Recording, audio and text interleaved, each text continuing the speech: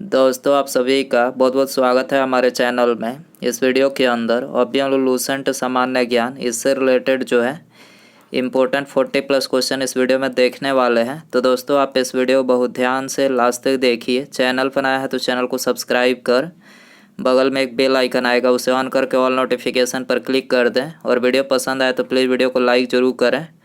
तो चलिए शुरू करते हैं। देखिए, यहाँ पर हमारा पहला क्वेश्चन दिया गया है, राष्ट्रीय महिला कोष की स्थापना किस पंचवर्षीय योजना के दौरान की गई थी। तो देखिए, राष्ट्रीय महिला कोष की स्थापना जो है ये 8वीं पंचवर्षीय योजना के दौरान किया गया था। ठीक है, ऑप्शन सी यहाँ पर करेक्ट हो जाएगा। इसके अलावा भारत में जो पंचवर्षीय योजनाएं हुई थी वो यहाँ पर हमने लिखे हैं, जो एग्ज़ाम के लिए काफ़ी इम्पोर्टेंट है। तो देखिए, पहली पंचवर्षीय योजना की बात करें तो देखिए इसका कार्यकाल 1951 से 56 तक रहा था और इसमें कृषि, बिजली और सिंचाई की प्राथमिकता दी गई थी। दूसरी पंचवर्षीय योजना कार्यकाल 1956 से 61 तक रहा था, इसमें पूर्ण उद्योग की प्राथमिकता दी गई। तीसरी पंचवर्षीय योजना कार्यकाल 1961 से 66 तक, इसमें जो है खाद्य और उद्योग की प्राथमिकता दी गई। चौथी की बात करें तो 1969 से 74 तक इसका कार्यकाल था, इसमें कृषि क्षेत्र की प्राथमिकता दी गई थी। पाँचवीं 1974 से 79 तक रहा, इसमें गरीबी का उन्मूलन किया गया और आर्थिक आत्मनिर्भरता। ठीक है। छठी जिसका कार्यकाल 1980 से 85 तक था, इसमें कृषि और उद्योग की प्राथमिकता दी गई। सातवीं 1985 से 90 तक ऊर्जा और खाद्य की प्राथमिकता। आठवीं की बात करें 1992 से 97 तक मानव स्रोत और शिक्षा का जो है इसमें प्राथमिकता दिया गया था। नौवीं की बात करें तो 1997 से 2002 तक इसका कार्यकाल था, इसमें सामाजिक न्याय की प्राथमिकता दी गई। 10वीं पंचवर्षीय योजना 2002 से 2007 तक रोजगार और ऊर्जा की प्राथमिकता। 11वीं की बात करें तो 2007 से 12 तक इसका कार्यकाल था, समावेशी विकास का जो है इसमें प्राथमिकता दिया गया। 12 से 17 तक 12वीं पंचवर्षीय योजना था, जिसमें त्वरित का जो है इसकी प्राथमिकता दिया गया था। तो ये पंचवर्षीय योजना एग्जाम में यहाँ से क्वेश्चन पूछे जाते हैं, आपको पता होना चाहिए। अगला क्वेश्चन देखिए, क्वेश्चन नंबर 2 है, जलोढ़ मिट्टी में किसकी उपलब्धता सर्वाधिक होती है। वेरी इंपॉर्टेंट क्वेश्चन है ये, मिट्टियों से रिलेटेड क्वेश्चन एग्जाम में पूछे जाते हैं। जलोढ़ मिट्टी में किसकी उपलब्धता जो है सर्वाधिक होती है। तो ये पोटास की उपलब्धता जो है सर्वाधिक होती है। ऑप्शन बी यहाँ पर करेक्ट हो जाएगा। जलोढ़ मिट्टी की बात करें तो इसको दोमट मिट्टी के नाम से भी जाना जाता है। भारत में सबसे अधिक क्षेत्रफल में पाई जाने वाली जो मिट्टी है वो है जलोढ़ मिट्टी, जिसे दोमट मिट्टी भी कहा जाता है, याद रखना है। जलोढ़ मिट्टी भारत के कुल क्षेत्रफल का लगभग कितना प्रतिशत भाग में पाया जाता है। तो ये 43.4% भाग में। ठीक है, भारत के कुल क्षेत्रफल का 43.4% भाग में जो है ये पाया जाता है। इस मिट्टी का निर्माण जो है नदियों के निक्षेपण से किया गया है, लेकिन जलोढ़ मिट्टी में नाइट्रोजन और फास्फोरस की मात्रा कम पाई जाती है। जिस स्थान पर जलोढ़ मिट्टी अधिक पाई जाती है वहाँ पर फसल के उत्पादन के लिए यूरिया खाद डालना जो है बहुत ही आवश्यक होता है। तो आपको याद रखना है। क्वेश्चन नंबर 3 है, माउंट हैरियट किसकी सबसे ऊंची चोटी है। माउंट हैरियट किसकी सबसे ऊंची चोटी है। तो ये दक्षिणी अंडमान की जो है सबसे ऊंची चोटी है। ऑप्शन बी यहाँ पर करेक्ट हो जाएगा। क्वेश्चन नंबर 4 है, ब्राह्मणी एवं बैतरणी किसकी सहायक नदी है। ब्राह्मणी एवं बैतरणी किसकी सहायक नदी है। तो देखिए ये महानदी की सहायक नदी है। ठीक है, ऑप्शन बी यहाँ पर करेक्ट हो जाएगा। क्वेश्चन नंबर 5 है, निम्नलिखित में से कौन सही सुमेलित नहीं है। तो देखिए यहाँ पर तीसरा जो ऑप्शन दिया गया है ये सही सुमेलित नहीं है, बाकी ये तीनों करेक्ट हैं। दर्रा और राज्य ये तीनों सही है। जोजिला दर्रा जो है जम्मू कश्मीर में है, रोहतांग दर्रा हिमाचल प्रदेश में है और बामडीला दर्रा जो है अरुणाचल प्रदेश में। आपको याद रखना है। अगला क्वेश्चन है, निम्नलिखित में से कौन सा भारतीय संविधान द्वारा प्रत्याभूत मौलिक अधिकार है। भारतीय संविधान के द्वारा कौन सा जो है प्रत्याभूत मौलिक अधिकार है। तो समानता का अधिकार। ठीक है, ये संविधान द्वारा जो है भारतीय संविधान के द्वारा प्रत्याभूत मौलिक अधिकार है। ऑप्शन डी यहाँ पर करेक्ट हो जाएगा। इसके अलावा मौलिक अधिकार की बात करें तो मौलिक अधिकार भारतीय संविधान के भाग 3 और अनुच्छेद 12 से 35 तक में इसका वर्णन किया गया है। और अभी वर्तमान में जो है 6 मौलिक अधिकार हैं। आपको याद रखना है वर्तमान में कितने मौलिक अधिकार हैं। 6 मौलिक अधिकार हैं। पहला समानता या समता या समानता का अधिकार अनुच्छेद 14 से 18 तक में दिया गया है। स्वतंत्रता का अधिकार अनुच्छेद 19 से 22 तक में दिया गया है। शोषण के विरुद्ध अधिकार अनुच्छेद 23 से 24 तक में दिया गया है। धार्मिक स्वतंत्रता का अधिकार अनुच्छेद 25 से 28 तक में दिया गया है। संस्कृति और शिक्षा संबंधी अधिकार अनुच्छेद 29 से 30 तक में दिया गया है। संवैधानिक उपचारों का अधिकार जो है अनुच्छेद 32 में दिया गया। आपको याद रखना है। क्वेश्चन नंबर 7 है, भारतीय संविधान में राज्य के नीति निर्देशक तत्वों को शामिल करने का मुख्य कारण क्या है? तो देखिए, इसको शामिल करने का जो मुख्य कारण है वो है कल्याणकारी राज्य की स्थापना। ठीक है, ऑप्शन यहाँ पर करेक्ट हो जाएगा। इसके अलावा राज्य के नीति निर्देशक तत्वों की बात करें तो ये भारतीय संविधान के भाग 4 और अनुच्छेद 36 से 51 तक में जो है इसका वर्णन किया गया है। क्वेश्चन नंबर 8 देखते हैं, निम्नलिखित में से कौन सी समिति संसद की अस्थायी समिति नहीं है? कौन सी समिति संसद की अस्थायी समिति नहीं है? तो करेक्ट आंसर ऑप्शन डी हो जाएगा। वित्त मंत्रालय की परामर्शदात्री समिति जो है ये संसद की अस्थायी समिति नहीं है। बाकी तीनों जो है लोक लेखा समिति, प्राक्कलन समिति, लोक उपक्रम समिति, तीनों क्या है? ये संसद की अस्थायी समिति है। याद रखना है आपको। राष्ट्रीय वनीकरण और पारिस्थितिकी विकास बोर्ड की स्थापना भारत सरकार द्वारा कब की गई थी? तो याद रखना है आपको, राष्ट्रीय वनीकरण और पारिस्थितिकी विकास बोर्ड की जो स्थापना किया गया था भारत सरकार के द्वारा, तो ये 1992 में, ठीक है, 1992 में किया गया था। ऑप्शन बी यहाँ पर करेक्ट हो जाएगा। अगला क्वेश्चन है, केंद्रीय मंत्रिपरिषद के विरुद्ध अविश्वास प्रस्ताव कहाँ प्रस्तुत किया जाता है? केंद्रीय मंत्रिपरिषद के विरुद्ध अविश्वास प्रस्ताव कहाँ प्रस्तुत किया जाता है? तो ये केवल लोकसभा में जो है प्रस्तुत किया जाता है। ऑप्शन यहाँ पर करेक्ट हो जाएगा। नदी का प्रदूषण मापा जाता है, नदी का प्रदूषण मापा जाता है तो ये जल में घुली ऑक्सीजन की मात्रा से, जल में घुली ऑक्सीजन की मात्रा से जो है नदी का प्रदूषण मापा जाता है। ऑप्शन डी यहाँ पर करेक्ट हो जाएगा। शुक्ला फांटा वन्य जीव अभ्यारण्य कहाँ स्थित है? शुक्ला फांटा वन्य जीव अभ्यारण्य कहाँ स्थित है? तो ये नेपाल में स्थित है। ऑप्शन बी करेक्ट हो जाएगा। लघु रेडियो तरंग शॉर्ट रेडियो वेव्स की खोज किस वैज्ञानिक द्वारा किया गया? तो देखिए, इसकी खोज जो है ये हेनरिक हर्ट्ज के द्वारा किया गया था। ठीक है, लघु रेडियो तरंग याद रखना है। ऑप्शन ए करेक्ट हो जाएगा।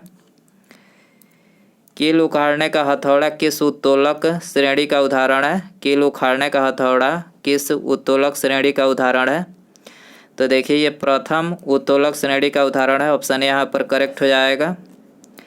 निम्नलिखित में से कौन सी युक्ति यांत्रिक ऊर्जा को विद्युत ऊर्जा में रूपांतरण करता है? कौन सी युक्ति यांत्रिक ऊर्जा को विद्युत ऊर्जा में रूपांतरण करता है?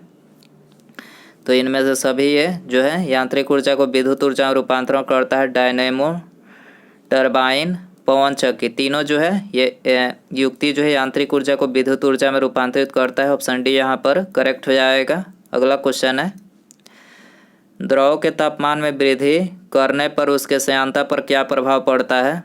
द्रव के तापमान में वृद्धि करने पर उसके श्यानता पर क्या प्रभाव पड़ता है? तो देखिए, उसकी श्यानता जो है घटता है। ठीक है, तो ऑप्शन बी करेक्ट हो जाएगा। निम्नलिखित में से कौन सा तत्व विद्युत धारा का चालक है? कौन सा तत्व विद्युत धारा का चालक है? ऑप्शन बी करेक्ट हो जाएगा। सिल्वर जो है ये विद्युत धारा का चालक है। बी आंसर हो जाएगा। दोस्तों, यदि आपको वीडियो पसंद आ रहा है तो प्लीज़ वीडियो को लाइक जरूर करें, अपने दोस्तों में शेयर कर सकते हैं। चैनल पर नया है तो चैनल को सब्सक्राइब करके बेल आइकन प्रेस करें। अगला क्वेश्चन देखते हैं, प्रकाश संश्लेषण के दौरान ऑक्सीजन किस कारण विमोचित होता है? प्रकाश संश्लेषण के दौरान ऑक्सीजन किस कारण विमोचित होता है? तो देखिए, ये जल का प्रकाश अपघटन के कारण, जल का प्रकाश अपघटन के कारण जो है ये प्रकाश संश्लेषण के दौरान ऑक्सीजन जो है विमोचित होता है। ऑप्शन बी यहाँ पर करेक्ट हो जाएगा। अगला क्वेश्चन है, भगत सिंह को फांसी की सज़ा सुनाने वाला न्यायाधीश था? भगत सिंह को फांसी की सज़ा सुनाने वाला न्यायाधीश का नाम क्या था? ये बताना है आपको। जेसी हिल्टन था। याद रखना है, जेसी हिल्टन। ऑप्शन ए करेक्ट हो जाएगा। अगला क्वेश्चन है, राष्ट्र की संपदा में निम्नलिखित में से किसको शामिल नहीं किया जाता है? राष्ट्र की संपदा में किसको शामिल नहीं किया जाता है? तो मुद्रा पूर्ति को जो है शामिल नहीं किया जाता है। ऑप्शन सी करेक्ट हो जाएगा। मनुष्य के जीभ के किस भाग में कुड़वाहट की संवेदना होती है? मनुष्य के जीभ के किस भाग में कुड़वाहट की संवेदना होती है? तो देखिए ये पिछला भाग में होती है। ठीक है, पिछला भाग में कुड़वाहट की संवेदना होती है। ऑप्शन बी करेक्ट हो जाएगा। निम्नलिखित में से कौन सा एंजाइम प्रोटीन को पेप्टोन में बदलता है? कौन सा एंजाइम प्रोटीन को पेप्टोन में बदलता है? तो करेक्ट आंसर ऑप्शन सी हो जाएगा, पेप्सिन। पेप्सिन एंजाइम बदलता है, सी आंसर हो जाएगा। निम्नलिखित में से किस भाग में पाचक एवं श्वसन नलियाँ क्रॉस करती है? किस भाग में पाचक एवं श्वसन नलियाँ क्रॉस करती है? तो ये करती है ग्रसनी में। ठीक है, ग्रसनी, ऑप्शन ए करेक्ट हो जाएगा। रक्त में मूत्राम्ल के उच्च स्तर के कारण निम्नलिखित में से कौन सा रोग हो जाता है? तो कौन सा रोग हो जाता है? गाउट रोग। गाउट रोग हो जाता है, सी आंसर हो जाएगा। आँख का वह कौन सा भाग है जिसमें वर्णक होता है जो किसी व्यक्ति की आँखों का रंग निश्चित करता है? कौन सा वर्णक मौजूद होता है किसी व्यक्ति की आँखों का रंग जो है निश्चित करता है? तो करेक्ट आंसर सी हो जाएगा, आइरिस। आइरिस का ये कार्य होता है, याद रखना है। अगला क्वेश्चन है, गोलकृमि एक मानव परजीवी है। गोलकृमि एक मानव परजीवी है जो निम्न में से किस में पाया जाता है? तो गोलकृमि जो है क्षुद्रांत्र में पाया जाता है, क्षुद्रांत्र। ठीक है, ऑप्शन ए करेक्ट हो जाएगा। जल में आर्सेनिक की मात्रा में वृद्धि से कौन सा रोग होता है? जल में आर्सेनिक की मात्रा में वृद्धि से कौन सा रोग होता है? तो ये ब्लैक फुट रोग होता है, black foot, option B correct हो जाएगा। अगला क्वेश्चन है, केंद्रीय प्रदूषण नियंत्रण बोर्ड का मुख्यालय कहाँ है? केंद्रीय प्रदूषण नियंत्रण बोर्ड का मुख्यालय कहाँ है? तो ये नई दिल्ली में है, ऑप्शन ए करेक्ट हो जाएगा। अगला क्वेश्चन है, सनकादी संप्रदाय से संबंधित संत कौन है? सनकादी संप्रदाय से संबंधित संत कौन है? तो देखिए निम्बकाचार्य है, निम्बकाचार्य, ऑप्शन ए यहाँ पर करेक्ट हो जाएगा। अगला क्वेश्चन है, सर्वप्रथम दिल्ली के अमीरों का दमन करने वाला सल्तनतकालीन शासक कौन था? सर्वप्रथम दिल्ली के अमीरों का दमन करने वाला सल्तनतकालीन शासक कौन था? तो ये था इल्तुतमिश। ठीक है, याद रखना इल्तुतमिश था, बी आंसर हो जाएगा। अशोक के किस शिलालेख में धम्म यानी धर्म की व्याख्या की गई है? किस शिलालेख में किया गया है? 11वां शिलालेख। ठीक है, डी आंसर हो जाएगा।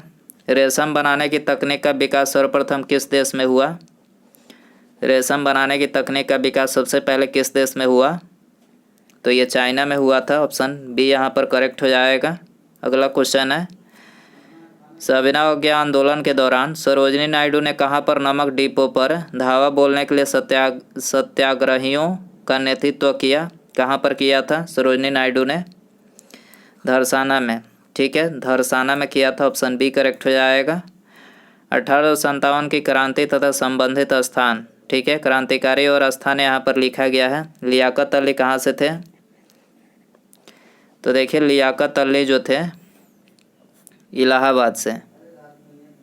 लियाकत अली इलाहाबाद, खान बहादुर खां बरेली से, खान बहादुर खां बरेली से, अजीमुल्ला फतेहपुर से, बेगम हजरत महल लखनऊ से। याद रखना है आपको।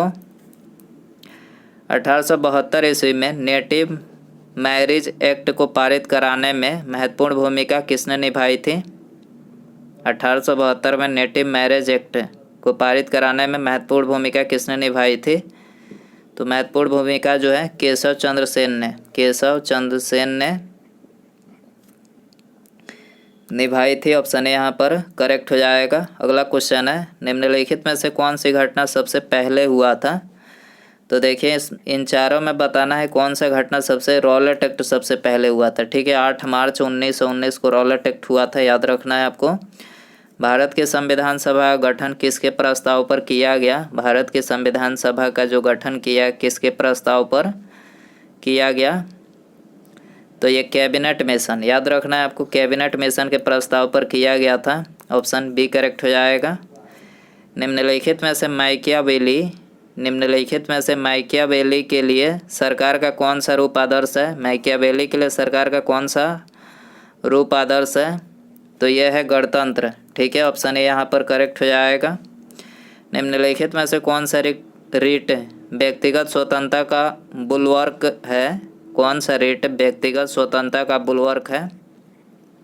यह है बंदी प्रत्यक्षीकरण रीट। ठीक है, ऑप्शन डी करेक्ट हो जाएगा। निम्नलिखित में से कौन सा विटामिन हमारे शरीर में सबसे तीव्रता से बनता है? हमारे शरीर में कौन सा विटामिन सबसे सबसे तीव्रता से बनता है? तो ये आपके लिए होमवर्क क्वेश्चन रखते हैं। ठीक है, ऑप्शन है विटामिन ए, बी, डी, ई। दोस्तों यदि आपको इसका आंसर पता हो तो कमेंट बॉक्स में ज़रूर बताएं, और वीडियो पसंद आए हो तो प्लीज़ वीडियो को लाइक ज़रूर करें। चैनल पर नया है तो चैनल को सब्सक्राइब करें, अपने दोस्तों में शेयर करें। सब्सक्राइब करने के बाद बेल आइकन प्रेस करके ऑल नोटिफिकेशन पर क्लिक रखें, ताकि जब भी मैं कोई नई वीडियो अपलोड करूं उसका नोटिफिकेशन जो है आपको टाइम टू टाइम मिल सके। ठीक है, मिलते हैं अगले वीडियो में। नमस्कार, जय हिंद, जय भारत।